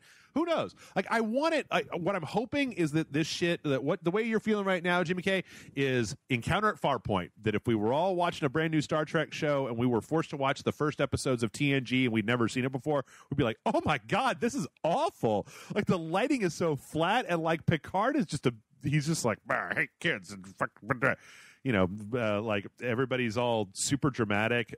I don't know. I hope it gets better. I'd like to have a Star Trek show that I would enjoy. Yeah, I mean, hell, I'll even give the benefit of the doubt, because people have often told me Enterprise got better with the second season. And now I'm not saying, well, hopefully when they get to the second season it gets better. What I'm saying is they are taking a break for the holidays, or like they're doing 11 episodes before the end of the year. Oh, I don't know. And then they're taking a bit of a break, and then it's coming back with another batch of episodes. Yeah. And I'm hoping I hope it's just you get through the first couple episodes, and then once everything's the status quo or whatever is kind of established, then it starts getting good. I'd be willing to bet that it's going to be one of those shows where it's like by the back half of the first season it gets better, and then when the second season started they finally found their footing and like got going. Yeah, I hope it's one of those shows because I don't want it to be a failure. Anyway, Aaron writes in and says, "Dear Masters of Rage, as I'm writing this, I'm on a train going cross country and it is none too pleasant. Sick passengers, destroyed bathroom." I assume that he doesn't mean sick passengers, bro, but just like ill passengers, and not like ill passengers, bro. Destroyed bathroom, and the guy in front of me hasn't stopped talking for 10 hours. So my question to you is, do you have any particularly bad travel stories to share, whether by plane, train, or automobile? I'm sure you've got some humorous anecdotes. Thanks for sharing. Rage on, loyal patron Aaron. And then he says, P.S. Jeff, I will gladly double my donations if you and Amanda return to Dream Daddy. I was laughing so hard I was literally crying. I don't know, Aaron. Maybe we'll see. I don't want to be writing checks that my other parts can't cash. Shit, I'll play Dream Daddy with Amanda. We played the most terrible sex JRPG visual novel. It is so bad. Yeah, no, I know. It was really bad. I've been told. Oh my goodness. You guys don't even know. Look up Karma Sutra on Steam. Apparently it was on the front page of Steam as like people were like, thumbs up. Seems great to me. Oh boy. Yows. Yeah. Ouch. But anyway, most of my bad travel stories have to do with flying in from California. Like, it dawned on me the other day that every time I've ever traveled to California and then flown back from California, the trip back is always the worst. Okay. Well, if it's not like, what was it? There was the last time I went to California, there was the 10 hour, there was the like 10-hour standby because the pilot called in sick, then they had to get a new pilot, then there was something wrong with the plane, so they had to fix the thing that was wrong with the plane. Then they lost the plane. Then the pilot that had come for a replacement got on a different plane and left. So we had to wait on another pilot. Like, it was just I was literally going insane by the time the plane actually got there. We almost missed our layover flight because luckily our layover flight was also that plane was late getting to that terminal. So literally we got there and that plane had just also landed. Oh, okay. But we were actually like 2 hours late. So it was like, they were like, well, that plane was late too, so you're good. And we're like, oh, good. We still have a way to get home. And then like the time before that, the plane that I got on, it was a straight shot instead of a one with a layover, but the plane that we got on was so fucking tiny and cramped that like I lost feeling in my legs halfway through the flight. Yowza. And it was just like, no, there was a layover. It was in Dallas though. But when we laid over, we had literally 5 minutes to get to our next flight. Yep. And it was on the other side of DFW, Dallas airport, which, if you've never been to that airport is bigger than fucking most cities. It has a tram that goes between the different terminals. Yeah. We weren't allowed to get on the tram. What? Because there was something wrong with the tram. Oh, Jesus. So we had to run. And this is when my legs are practically not working. Yeah. We have to run from one end of the terminal to the other because our layover, like, it was just bad. Okay. Like, it was just like every time it's been like it's funny because I always like, man, that was like, it dawned on me. Like, I was like, well, my last flight home from Los Angeles, visiting Amanda's family, was pretty bad because of this happened. I was like, and my flight before that was also bad. And the one before that, God damn it. Every time I've come home from California, my flights have been terrible. The only really awful, I'm sure that I have some really, really terrible traveling stories. The one that comes to mind, though, was when I was in Europe and I was in Greece, and I took a bus back from Greece to like Italy, and it was like in the middle of the night, and it was an overnight bus, and I was so tired, but I couldn't go to sleep because as soon as like most people had nodded off, it's like they would turn off the air conditioning in the bus. And the seat I had chosen was literally over the engine compartment. So you could open up your window and get a big face full of gas fumes, or keep your windows closed and roast and get gas fumes from the other windows that were open around. Couldn't sleep, sweating my nuts off. This was like an 18-hour bus ride. And like, I remember at one point they stopped about halfway through, and they stopped at a place so that people could get out and eat. And I walked up, and I'm just like, oh my God, I'm just gonna die over here. And the first thing that I'm looking at is like a bunch of fish in a case, like cooked fish in a case with like sweat on them that they'd obviously been in there for a long time. And I'm just like, okay, can I get like some bread and water? And then I'm just gonna go over here for a little while. And then I think that the actual trip to Greece was on a ferry that was for like 26 hours. And we were too cheap to shell out for rooms, so we were literally in like a passenger deck with just like chairs, and then like the floor. So we just had to like just straight up sleep on the floor because the chairs, they had like arms on them, and you couldn't put the arms up. So it's not like you could put a sleeping bag across like 3 seats and then like lay down. You could literally only sleep on the floor of like an Italian ferry between. There in Greece. That was pretty wretched.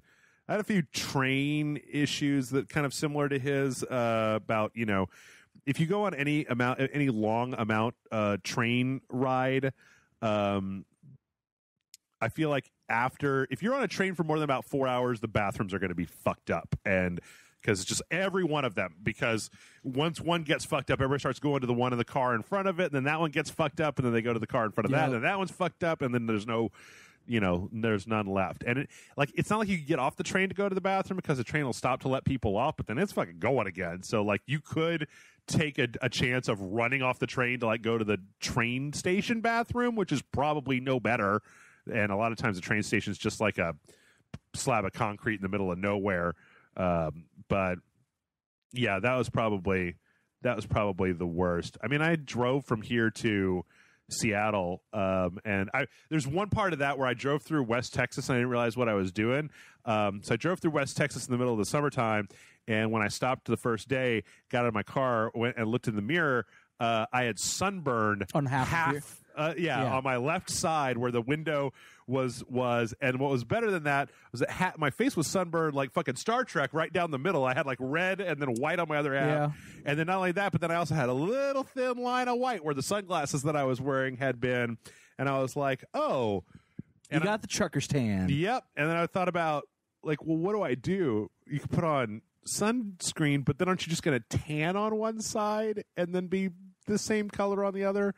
Yeah, I drove from Houston to Chicago twice. It's a long drive. Yeah. 26 hours, something like that. Yeah, no, it was good. The most interesting thing with that was on the drive home, because we were going to it's going to be the nerdiest thing, and you're going to laugh. We were going to BotCon, which is a Transformers convention. Sure.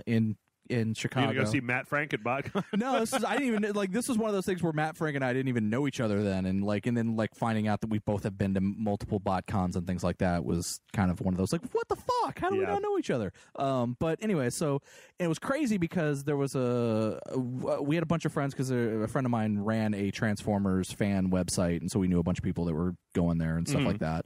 And one of the people from our group missed her bus home. and she lived in Nashville. Okay. And we're like, it's on our way home. We drive through Tennessee. Yeah. We'll just take a little bit of extra of a detour and drop you off. Not a big deal. and that wasn't a problem. Like, that part wasn't. The problem was we ended up getting pulled over by a cop at one point because we had out-of-state license plates, and it was like 4 a.m. in the morning, and we were looking for an exit to get to a hotel or motel to stop for the night because I was fucking tired and no one else knew how to drive a stick shift. Yeah. Because I had just bought a car and for whatever reason decided that I was going to drive this car to Chicago, and I was the only one who knew how to drive stick. But anyway, so it was just like and the cop pulled us over, like, hey, you kind of swerved a little bit. And I was like, yeah, I know, officer. We're looking for an exit that has a motel on it. Okay, so you're going to a motel. Why? And I was like, oh, well, we're traveling from Chicago. I'm going to Houston, but we're coming. And he was like, well, if you're going to Houston, why are you driving through Nashville? Yeah. And I was like, oh, well, this a friend of ours needed a ride home, and she lives here in Nashville, so on the way back, we're dropping her off. Yeah.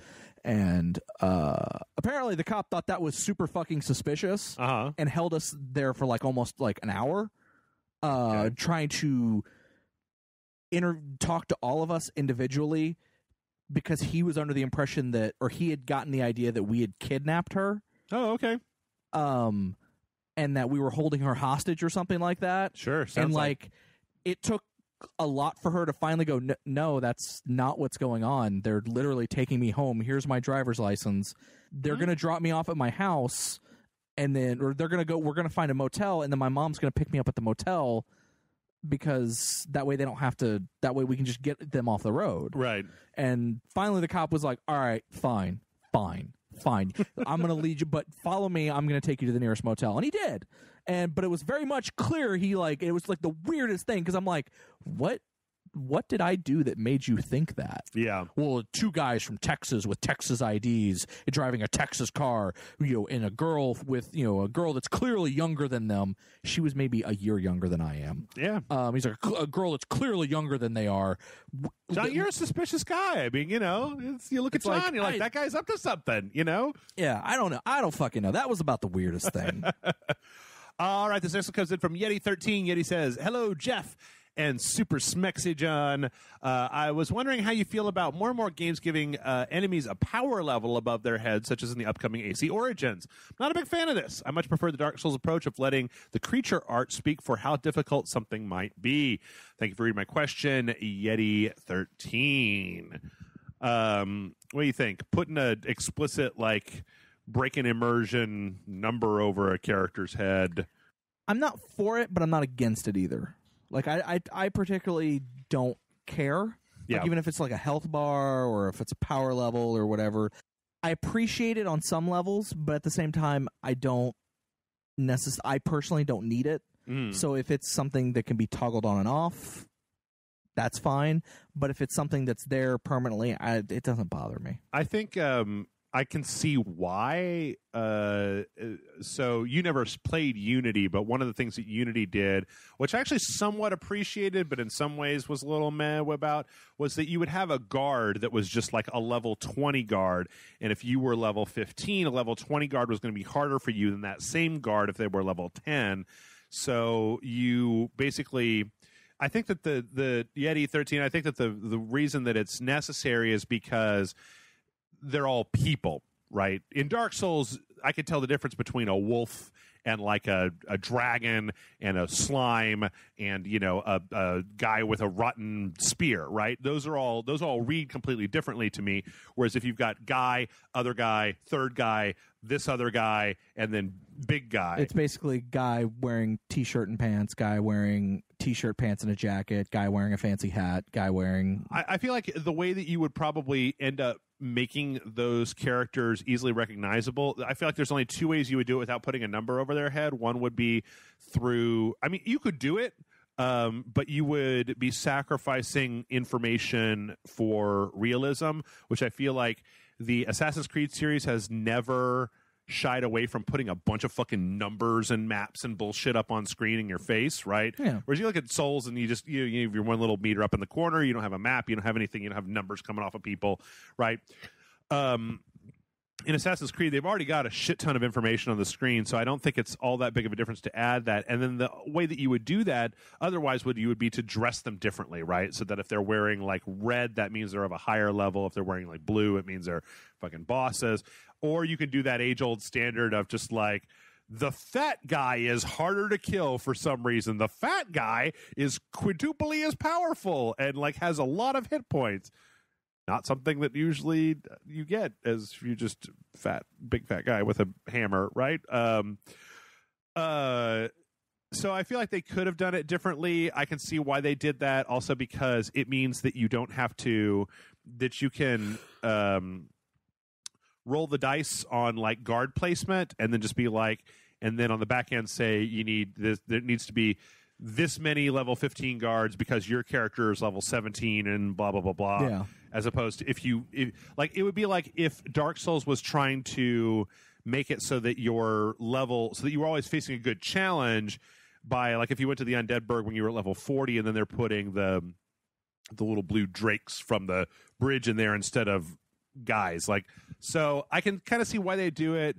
I agree that it is a little bit of an immersion break, but Assassin's Creed, if Assassin's Creed really wanted to immerse me, there's more wrong with Assassin's Creed. They would have gotten rid of the animus entirely. Right, the animus, all the bullshit lines and triangles that are coming around, the map, you know. That's all the animus. Alert levels, the vision cones coming up. There's already plenty of stuff to break my immersion of thinking just like, oh man, I'm in ancient Egypt. But in a lot of ways, for me, that stuff melts away eventually anyway, as you just forget about it. All right, we got one more question, then a quick thing. Matt writes in with an incredibly vague question that's but this is a question that I normally wouldn't answer, but we're a little low on questions this week. Matt says, "Hi, Jeff and John. My question is short, but is divided into 3 components. Oh. You can only give one answer to each component. What is the greatest video game, movie, and song of all time? Many thanks for everything you do. Your eternal fan, Matt." So, John, what is the greatest video game of all time? Let's just start it. Let's run it down. Let's run it down in the order in which we got it. Greatest video game of all time. Go. Like, I'm trying to think, like, I don't really know, but I'm gonna say, let's make this easy. Personally, like, I don't want you to have to consider, like, what's the most influential game or whatever. Like, what is your favorite video game of all time? Punch Out. Really? Mike Tyson's Super Punch Out? No, Mike Tyson's Punch Out. Yeah, or really? Punch Out featuring Mr. Dream. I'd never get tired of playing that game. Really? Okay. Boy, it's a real stretch. In the past, there's definitely been a Dark Souls versus Metal Gear thing in my mind. I would probably say Dark Souls 1 is such a well put together game that I've played it so many times over the years, and I don't really get tired of it. There was, a point where I was like, we should play Dark Souls again, but play it as a mage this time. Yeah. There's whole parts of Dark Souls that I haven't even tried out yet. So I'm going to go with that. Okay. Greatest movie of all time. Go. Ghostbusters. I don't even have to think about that one. All right. For me, I'm going to say Ghostbusters 2. No, I'm just kidding. I like Ghostbusters 2, but no. That's a hard one for me because I'm a movie skank. I like all movies. I'm trying to think. Dude, have you seen my DVD collection?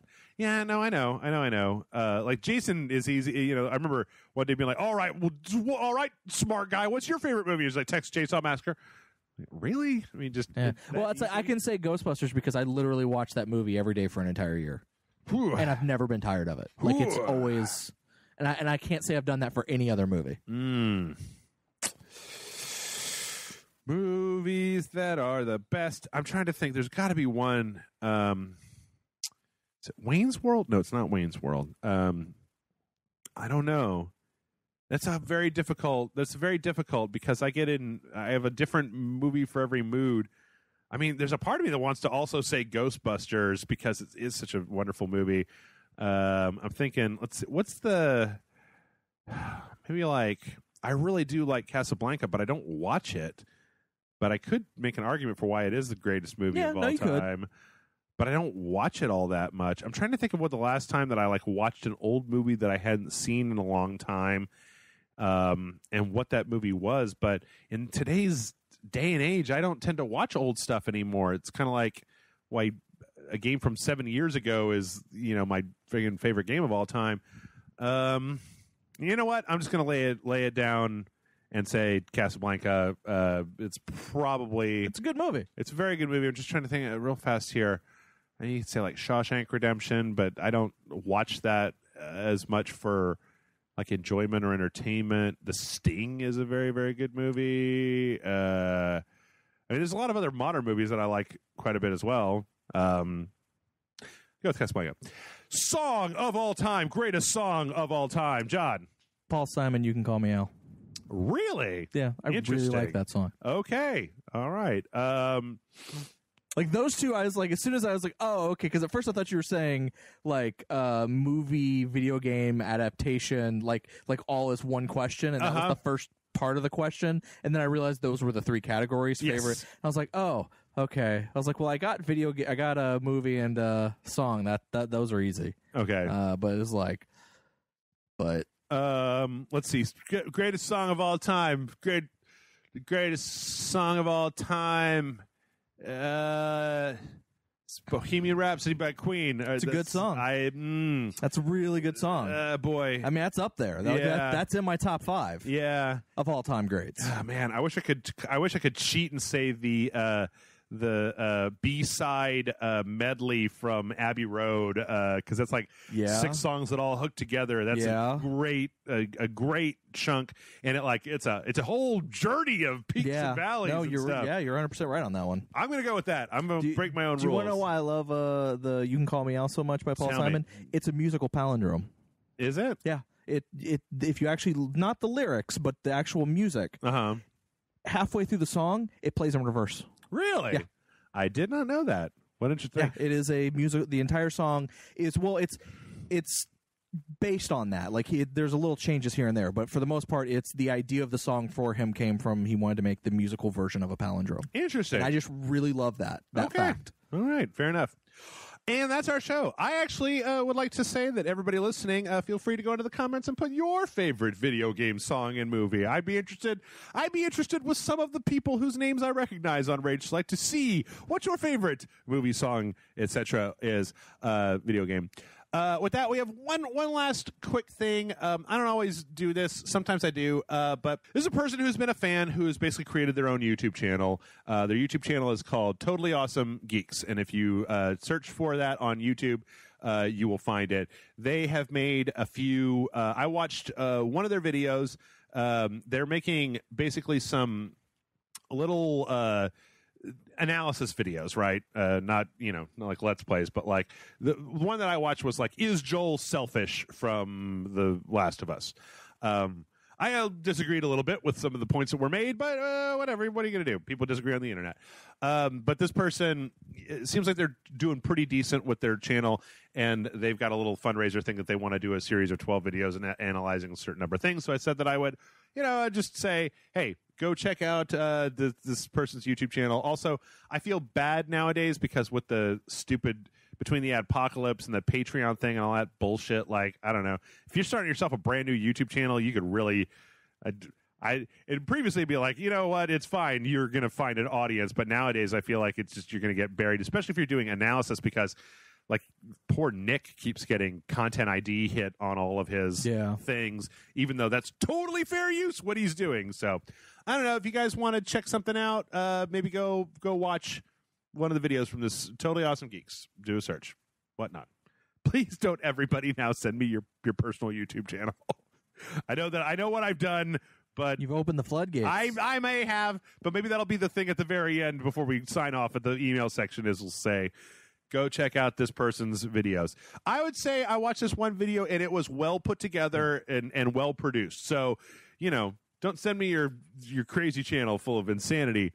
As long as it's really well produced. Yeah, no, that's true. That's true. Send me your insane channel that's full of craziness. I actually take that directly back. Doesn't mean we'll talk about it, but but I'll watch it. I'll watch it. It's better than pictures of people's scrotums. With that, we are done. This has been another episode of the Rage Select Podcast. I got to implore anybody that's gotten this far in the podcast, if you got a question, any question at all, hit us up at mail@rageselect.com. We've got a real small amount of questions these days, and if you have a hypothetical, if you have yourself a thing, somebody did email me asking me if they could send me an NBA 2K18 review that I would then read on the air what they wrote. I'm not going to do that. I mean, no offense, dude. Like, I'm sure that you have a fine review, but I feel like I can't verify. It's a weird thing to just sit here and read somebody else's words. Yeah. It's not really the way that we do this podcast. But anyway, mail@rageselect.com. Mail@rageselect.com. Podcast comes out every Sunday.